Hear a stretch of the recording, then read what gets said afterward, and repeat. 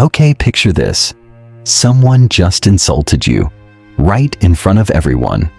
Your chest tightens up, your face goes hot, and every single part of you is yelling, "Say something, fight back, win this." And in that exact moment, the most powerful man in the entire Roman Empire, he would have said nothing, not a word. Marcus Aurelius had this one line, honestly, just one sentence, that he'd repeat to himself whenever someone tried to bait him. That's it, just one sentence.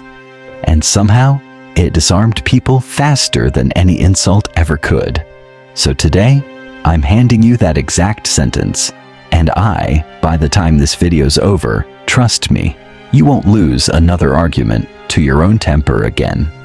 Welcome back, everybody, to the channel where we take the oldest, toughest wisdom humanity's ever produced and turn it into something you can actually use. Like today. No fluff, no yelling motivational nonsense, just calm, tested philosophy, the kind that helped emperors rule, helped slaves find their freedom, and helped ordinary folks like you and me get through chaos without losing our dignity. If you're new around here, hey, welcome. Go ahead and subscribe, because what you are about to hear isn't just theory, okay? It's armor. And once you put it on, honestly, you'll wonder how you ever went without it. All right, let's dive in. Let's start with something a little uncomfortable. Provocation isn't an accident. It's not some careless slip of the tongue. It's almost always calculated, even if the person doing it doesn't fully realize that's what they're doing. Think back to the last time somebody got under your skin. Maybe it was a coworker with a snide little comment in a meeting. Maybe it was a family member bringing up an old wound at dinner, knowing exactly where it would land. Or maybe it was just some stranger online typing something purely to make your blood boil. So, what did they actually want? Not information. Definitely not a debate. They wanted a reaction. They wanted to watch your composure crack, because in that crack, they find their power. Your anger, see, that's the proof they were fishing for. Proof that they got to you. That they control something inside you that, honestly, only you should control. That's the trap. And here's the part that should really bother you. Every time you clap back with anger, a sharp comeback, raised voice, whatever, you're not winning anything. You're just paying the toll they set for you. You're literally handing them the exact thing they came for. Now, Epictetus, born into slavery, later became one of Rome's most respected philosophers. He knew this trap inside and out. Years of his life, he had almost zero control over what happened to him. Beaten, moved around like property, owned, literally, by another human being. And yet, somehow, he wrote some of the most freeing words in the history of philosophy, that we don't suffer from what happens to us, we suffer from our judgment about what happens to us. Read that again, seriously. It wasn't the insult that hurt you. It was the meaning you slapped onto it the second it landed. So if a guy with literally nothing, no freedom, not even legal ownership of his own body could master this, what does that say about all the power we're handing over for a random comment from a coworker, or some troll online, or a relative who's told the same cutting joke for 15 years straight? It says we've been playing the wrong game entirely. We've been treating provocation like a fight to win, when really, it's more like a test to pass. And the test isn't about who's got the sharper tongue. It's about who walks away with their peace still intact. Now you might be thinking, wait, but if I don't respond, doesn't that mean they win? Doesn't silence mean I've got no comeback? That's exactly the misunderstanding we're about to take apart today, because the Stoics were not, I repeat, not preaching weakness here. They weren't telling you to be a doormat, to swallow your dignity, to just let people walk all over you consequence-free. Actually, quite the opposite. What they figured out was something way more devastating to provocateurs than any insult could ever be. Stick around, because in the next part, I'll show you exactly what that is, and why it scared people so much more than anger ever did. So, here it is. The sentence Marcus Aurelius actually used, and this is recorded in his private journal, mind you, a journal he never intended for anyone else's eyes, which honestly is exactly why we can trust it. It's real, unfiltered thinking, not some performance for an audience. He wrote, and I'm paraphrasing slightly, "If anyone can show me I'm wrong, or looking at this the wrong way, I'll gladly change my mind. It's the truth I'm after, and the truth never hurt anyone." Read that again slowly, because the power in it is really easy to miss the first time through. This isn't a clever comeback. It's not designed to embarrass the other person. Honestly, it's not even aimed at them at all. This is something Marcus said quietly to himself before he ever opened his mouth. And what it does, it's kind of extraordinary. It strips the whole provocation of its power before you even respond. Here's why. When someone provokes you, they're hoping you'll take their words as an attack on who you are, something you have to defend. But Marcus reframed every insult, every criticism, every jab as just information. Maybe true, maybe false. If it's true, great, useful. Now he knows something he didn't before. If it's false, costs him nothing, because he never signed up to be wounded by something that isn't real. Okay, so let's apply this. Picture yourself at a family gathering, and your uncle, who's cracked the same joke for a decade, says something like, "Still doing that little hobby of yours? Or did you finally get a real job?" The old version of you wants to defend yourself, list your achievements, prove him wrong, maybe even zing him back. But what if instead you just thought, okay, if there's truth in what he said, I should look at that, and if there isn't? His words don't define me, only my reaction would. And then, here's the genius part. You say something like, maybe, what makes you say that? Or just, interesting that you'd think that. Said with zero defensiveness, zero heat, just calm curiosity. And watch what happens to the provocateur in that moment. They came ready for a fight. You didn't show up to one. There's just nothing there for them to push against.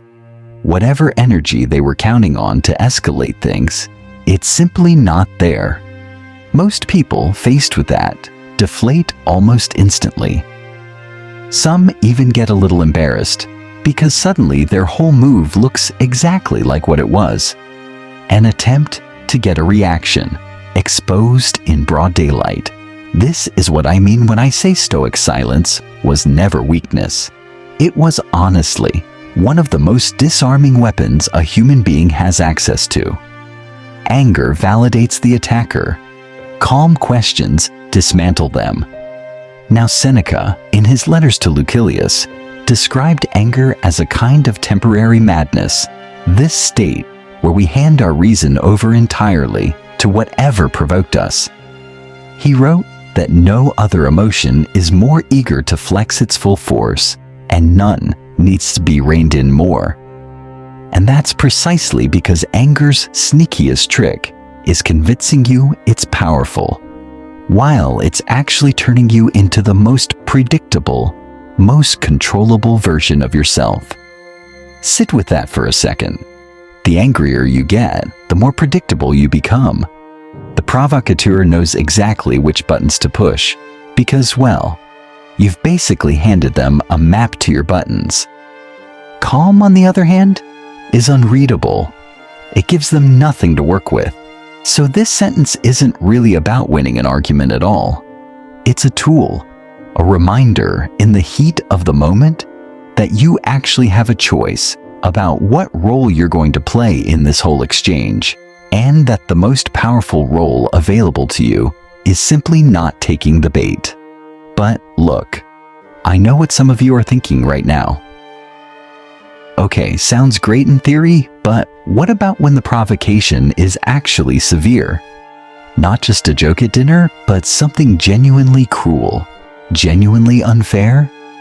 That's exactly where we're headed next, because the Stoics didn't only have an answer for mild annoyances.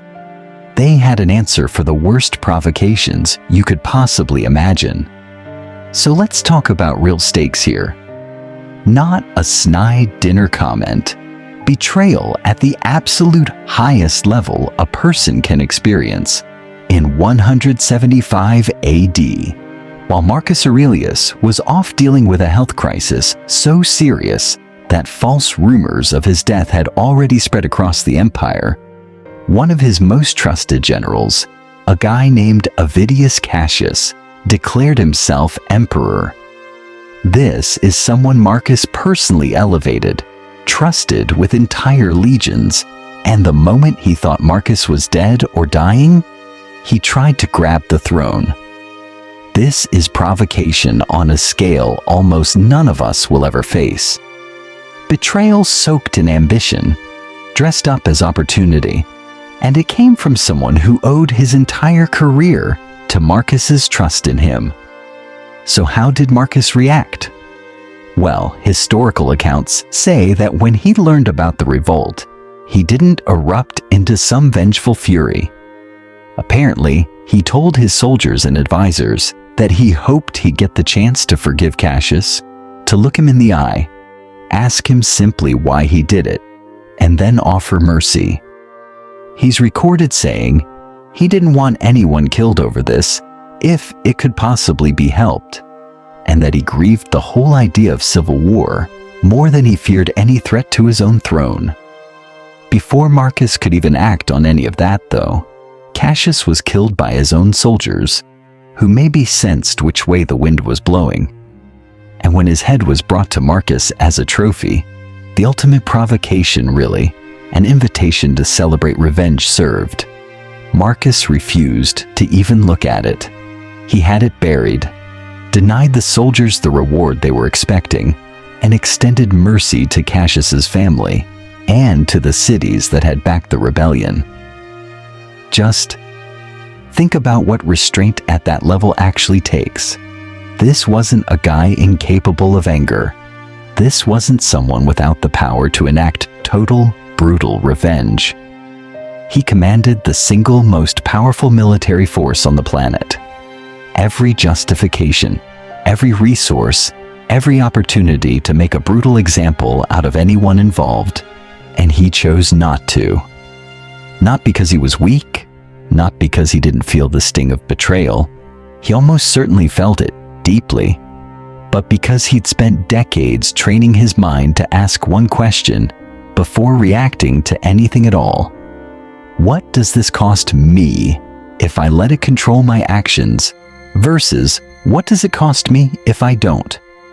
If Marcus had wiped out everyone connected to Cassius's rebellion, what would he actually have gained? A moment of satisfaction? Sure, maybe.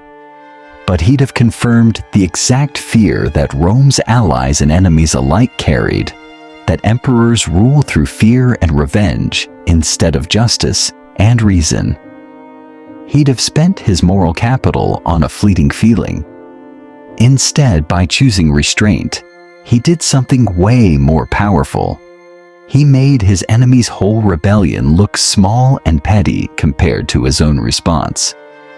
History treats Cassius as basically a footnote. History remembers Marcus's mercy as one of the defining moments of who he was. Now, you might be sitting there thinking, okay, I'm never going to face a military rebellion. How does any of this apply to my actual life? But that's kind of the whole point. The scale of the provocation doesn't matter. The mechanism underneath is identical. Whether it's an empire, or an email, Someone wrongs you, your nervous system starts screaming for payback, and in that exact moment, you've got the same choice Marcus had. React in a way that feels good for 10 seconds, or respond in a way that actually serves who you want to be for the rest of your life. This is the real test of Stoic philosophy, not whether you can stay calm when nothing's on the line, but whether you can stay calm when everything feels like it is. And this brings us to a question I think most people get totally backwards the first time they run into Stoicism. Does staying calm mean you just accept everything? Does it mean you never stand up for yourself? Honestly, the answer might surprise you, and that's exactly what we're covering next. I want to clear up the single biggest misconception people have about Stoicism, because if we don't fix this now, everything else in this video risks getting misapplied. Stoicism is not about suppressing your emotions. It's not about turning yourself into some emotionless robot who lets people treat them however they want, just because you've trained yourself not to feel the provocation anymore. That version of Stoicism, honestly, it's a cartoon, and frankly, it's dangerous, because it pushes people to bottle up legitimate anger and frustration until it either explodes destructively or turns inward as resentment and anxiety. The real Stoic position is way more nuanced than that. The goal was never to feel nothing. The goal is to not let the feeling make your decisions for you. There's actually an important distinction the Stoics drew between what they called the first movements of emotion, that involuntary jolt of anger, fear, or hurt that hits you the instant something happens, and what you choose to do with that jolt afterward. Seneca was really clear about this. Even the wisest person, he said, will feel their pulse quicken, their face flush, their stomach tighten when they're insulted or threatened. That physical reaction isn't a moral failure. It's just what it means to be a human animal with a nervous system. The actual discipline, the real philosophy, lives entirely in what happens next. Do you let that jolt of anger write the script for your next 60 seconds? Or do you let it pass through you, notice it, and then choose your response from a place of reason instead of pure reflex? This is why standing up for yourself and practicing Stoicism aren't opposites at all. Honestly, they're deeply compatible when it's done right. Epictetus himself, despite all his talk about restraint and accepting what's outside our control, he was famously blunt, even sharp-tongued when correcting his own students. He didn't pretend insults never happened. He never let injustice slide by unnamed. What he refused to do was let his reaction to injustice be dictated by rage instead of clarity. There's a real difference between someone saying, "What you just said was completely unfair and here's why," delivered with steady eye contact and a level voice, versus someone screaming that exact same sentiment. Red-faced, hand shaking. The content might be identical, word for word, but the first version lands as unshakable confidence. The second reads like someone who's lost control of themselves, and people, whether they mean to or not, tend to discount it, even when the underlying point is completely valid. This is the version of saying only this that really matters in real life. It's not always literal silence. Sometimes the most Stoic response is a single, calm, carefully chosen sentence that states a boundary without a hint of emotional bleed. Things like, "That's not something I'm going to accept. I think you know that's not true. We can talk again once things are calmer." Notice what all of these have in common. They're short. They're declarative. They don't ask permission. They don't over-explain. And critically, they don't escalate anything. They close a door instead of cracking open 10 new ones for argument. This is what Marcus's sentence was really teaching. Not eternal silence, but a deliberate pause that lets you choose precision over an explosion.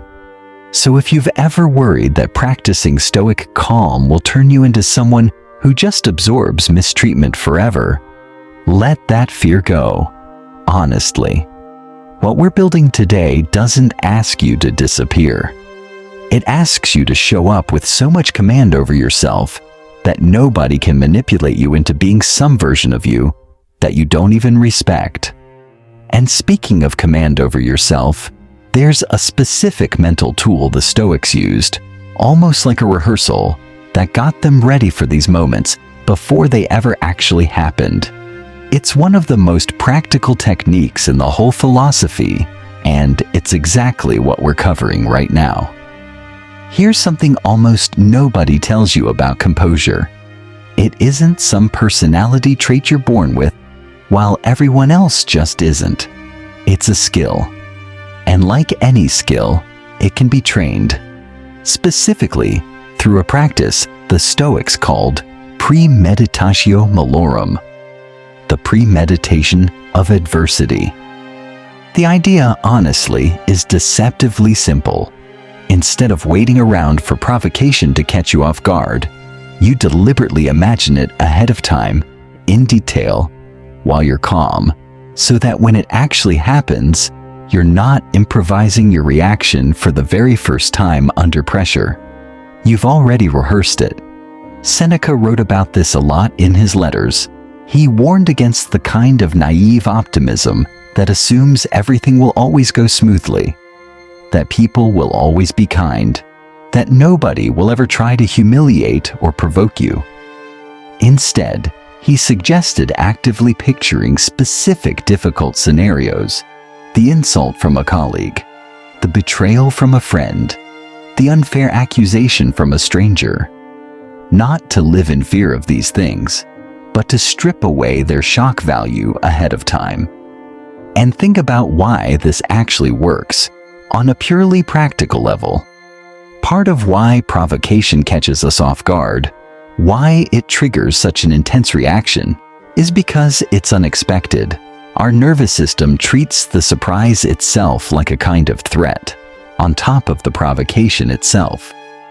But if you've already walked through the scenario in your head, if some version of, "What would I do if my coworker took credit for my work in front of the boss?" has already played out, then when it actually happens, some part of you recognizes the shape of the moment. You're not starting from zero. You're just executing a plan you've already thought through. Okay, let me give you a concrete way to actually do this, because I don't want this to stay abstract. Take 5 minutes, maybe tonight before bed. Think of the person or the situation most likely to provoke you in the coming days or weeks. Maybe it's a specific relative who you know will bring up a sore subject at the next gathering. Maybe it's a coworker whose passive-aggressive comments have become a pattern. Or maybe it's just the anonymous cruelty of online comments if you put any of your work out into the world. Now picture the scene in real detail. What will they probably say? What's the worst version of the comment they might make? And then, this is the important part, mentally rehearse your response. Not some furious, satisfying comeback. The calm, short, undefended response. Picture yourself saying it evenly. Picture their reaction to your lack of a reaction. Picture yourself walking away. Composure fully intact. Maybe even with a quiet sense of having passed a test. This isn't negative thinking, by the way. This isn't anxiety. There's an important difference between anxious rumination, which just spirals without any purpose and generates dread, and premeditation, which has one specific goal: stripping fear and shock out of a future moment, so that by the time it arrives, you're already familiar with it. Marcus Aurelius did a version of this every single morning. In the opening of Book 2 of his Meditations, he wrote, and I'm paraphrasing the spirit of it, that he'd remind himself every morning he'd run into difficult people that day, people who'd be ungrateful, arrogant, deceitful, jealous, and unsociable. And rather than letting that thought breed cynicism or dread, he used it to sort of immunize himself. By the time he actually ran into rudeness or provocation, it wasn't a shock to his system anymore. It was something he'd already accounted for. He'd already decided, hours earlier, who he was going to be in that moment. Honestly, this is such a profound flip on how most of us approach our day. Most people wake up hoping nothing difficult happens, and then feel completely ambushed the second something does. Marcus woke up expecting difficulty, which meant that when difficulty actually arrived, it found him already standing in the posture of someone who decided how to handle it. I want you to genuinely try this week. Pick one relationship or situation in your life that regularly gets under your skin. Spend just a few minutes rehearsing your calm response before you're ever actually in the moment. You'll be shocked at how different it feels when the real provocation shows up and you realize, oh, I've already been here. I already know what I'm going to say. But preparation alone doesn't answer one of the hardest emotional questions in all of this. What do you do with the part of you that still, even after all this practice, wants to lash out? What do you do with the leftover anger that doesn't just evaporate because you understand the philosophy now? That's what we need to get into next, because pretending that part of us doesn't exist would be, honestly, dishonest. Let's be real with each other for a second. Even with all this wisdom, even with rehearsal, even with the perfect sentence ready to go in your mind, sometimes the anger just doesn't dissolve the second you decide to be calm.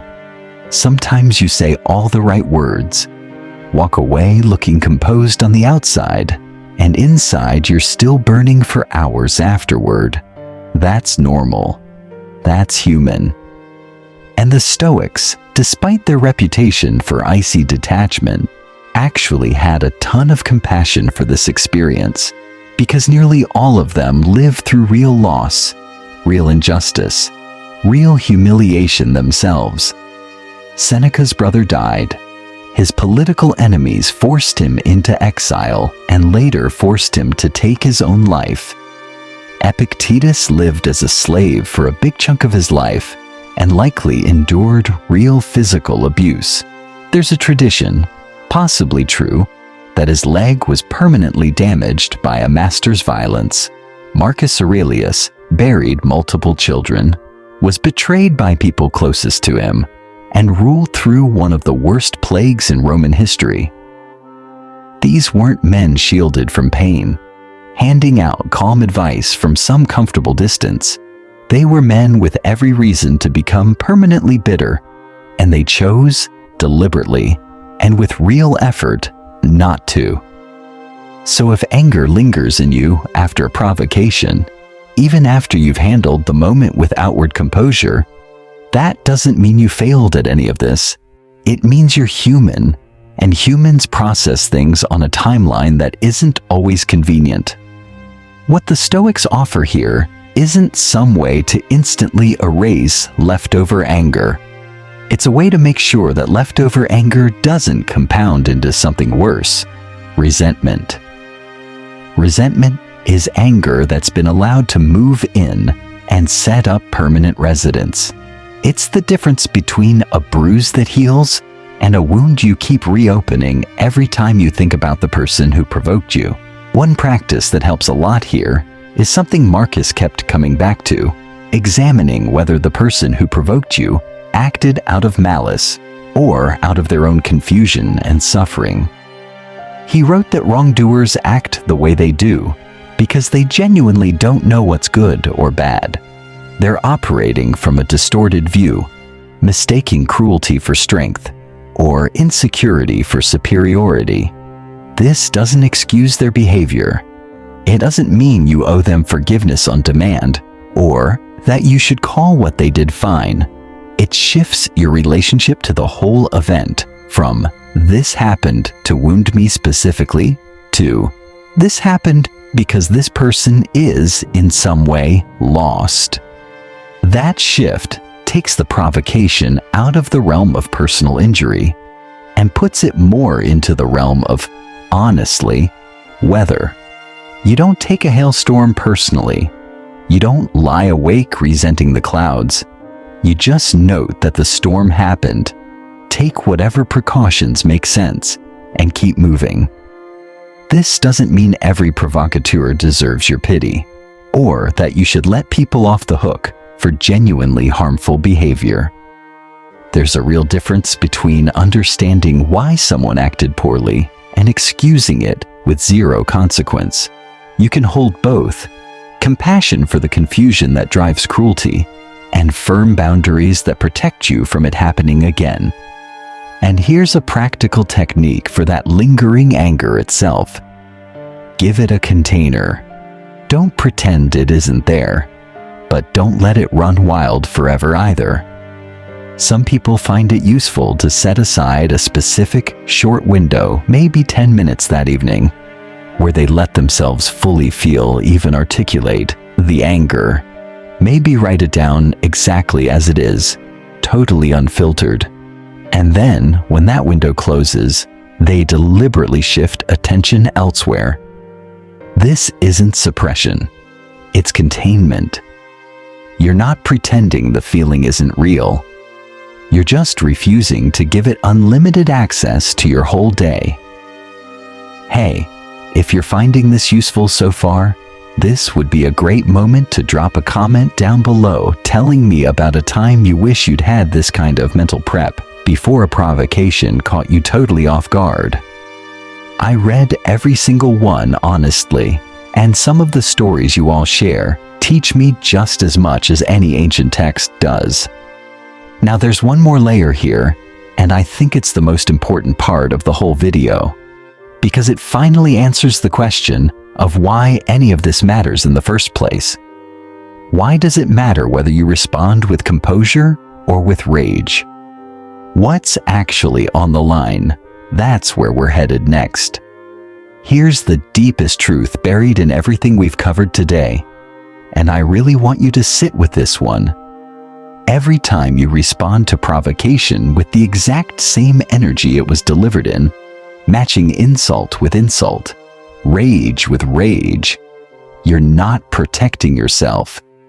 You're actually surrendering the one thing that was never even under threat to begin with: your character. Think about what provocation can actually take from you if you let it. It can't take your achievements. It can't take the people who genuinely know and love you. It can't rewrite your history or erase your competence. The only thing provocation can ever actually steal is your composure, and it can only steal that with your permission. Marcus Aurelius had a phrase for this, one of the most famous lines in the entire Meditations. He described the mind, when it withdraws into itself and finds peace there, as being like a fortress. No matter what's happening outside the walls, armies, chaos, betrayal, the fortress itself stays untouched as long as you don't open the gates yourself. He wrote that nothing outside the mind can disturb it unless it disturbs itself. The disturbance comes entirely from within, from our own judgments about what's happening to us. This is really what's at stake. Every single time someone tries to provoke you, they're testing whether the gates are open. And every time you respond with calm, with one chosen sentence instead of an explosion, you're not just winning that interaction, you're proving to yourself in real time that the fortress holds. That you actually are the kind of person you've been trying to become. There's something almost spiritual in that, even outside of any specific religious framework. Every provocation you face is, in a weird way, a small initiation ritual. It's an opportunity wearing the disguise of an annoyance, a chance to practice becoming someone who isn't run by their own impulses. And here's the wild part, it compounds. Every single time you choose the calm response over the explosive one, the next provocation gets a little easier to handle. You're not just managing one single moment, you're building an entirely different relationship with your own emotional reactivity, one rep at a time. This is why the Stoics treated philosophy not as some academic subject to admire from a distance, but as a discipline, almost athletic in nature. Epictetus loved comparing the philosophical life to training for the Olympics. You don't get to skip the hard practice days and still expect to perform when the real test shows up. Every provocation in your actual life is practice. Every irritating coworker, every condescending relative, every cruel stranger online is, whether they realize it or not, handing you a free training session in becoming ungovernable by your own anger. And I want to be really precise about what ungovernable means here, because it's not about becoming cold or distant from the people in your life. Actually, it's the opposite. The people who matter most to you deserve a version of you that isn't hijacked by every passing provocation, that doesn't bring home the leftover residue of some argument with a stranger and take it out on the people who love you. Composure under provocation isn't just self-protection. It's honestly a gift you give everyone close to you, because it means the version of you they get to spend time with isn't constantly being rewritten by other people's bad behavior. So the next time you feel that familiar heat rising in your chest, that urge to defend yourself, to fire back, to prove someone wrong, I want you to remember what's actually on the table here. It's not whether you win that specific exchange. It's whether the fortress holds. It's whether you stay the author of your own reactions, or whether you hand the pen over to whoever happens to be provoking you that day. That choice, made consistently over years, is what separates a life lived reactively from a life lived deliberately. And it all comes back again and again to that one sentence Marcus repeated to himself: a willingness to hear the truth without flinching, and an unwillingness to be moved by anything less than the truth. All right, now let's bring this all together, because I want to leave you with something practical you can actually carry into your very next provocation, maybe even today. Let's distill everything down into something you can actually carry with you. First, remember that provocation is a request for your reaction, not a demand. Nobody can pull anger out of you without your cooperation. The moment you understand that, every insult loses about half its power before it even finishes leaving the other person's mouth. Second, you don't need a clever comeback. You need one calm, short, undefended sentence, or honestly, often just a pause and a single steady look. Marcus's version was all about being open to truth and unmoved by anything less. Yours might be simpler. Interesting. Noted. We'll talk once this is calmer. The content matters way less than the tone, level, unhurried, done. Third, staying calm isn't the same as staying silent forever or accepting mistreatment. Boundaries delivered with composure are more powerful, not less, than boundaries delivered with rage. Say the hard thing, if it needs saying. Just say it standing still. Fourth, rehearse this before you actually need it. Don't wait for the real provocation to be the first time you've ever thought about how you want to respond. Spend 5 quiet minutes this week picturing the moment, picturing your composed response, picturing yourself walking away with the fortress gates closed.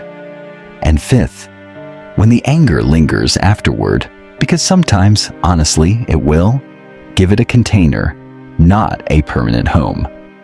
Feel it fully for a defined window and then set it down.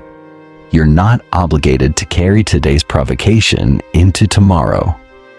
2,000 years after Marcus Aurelius wrote these private reminders to himself, words he never meant for another soul to read, they are still doing exactly what he needed them to do for himself. Turning a man under enormous pressure into someone who could be provoked by an empire's worth of betrayal and still choose mercy over vengeance. You don't need an empire to test this out. You just need the next person who tries to get under your skin, and now you've got what you need to meet that moment a little differently than you ever have before. Hey, if this video gave you something you can actually use, do me a favor and hit like. It genuinely helps this channel keep making content like this, and it costs you nothing. If there's a specific person or situation in your life where you're planning to try this sentence out, tell me in the comments. I want to know what provocation you're walking into next, and honestly, I'd love to hear how it goes when you do. And if you haven't already, subscribe to InnerCitadel. We're building something here, a place where ancient wisdom gets to do exactly what it was always meant to do. Make modern life a little more bearable, and make you a little harder to shake. Until next time, stay calm, stay sharp, and remember, the fortress only falls if you open the gate yourself.